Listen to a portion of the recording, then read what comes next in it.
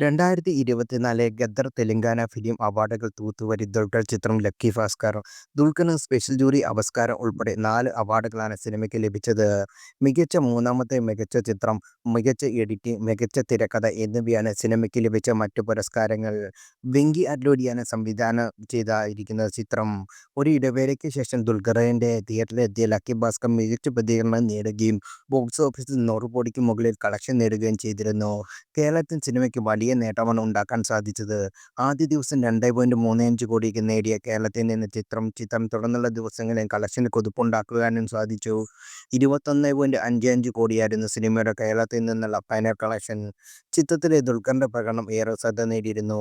തെലുങ്കിൽ lucky ഭാസ്കറിന്റെ വിജയത്തോടെ hat trick block ബസ്റ്ററാണ് Dulquer സ്വന്തമാക്കിയത്. OTTയിലും lucky ഭാസ്കറിന് മികച്ച പ്രതികരണമാണ് ലഭിച്ചത്. തുടർച്ചയായി 100 ദിവസം നെറ്റ്ഫ്ലിക്സിൽ ഇന്ത്യ ടോപ്പ് 10ൽ സ്ഥാനം പിടിച്ച ഈ സൗത്ത് ഇന്ത്യൻ ചിത്രമായിരുന്നു ലക്കി ഭാസ്കർ.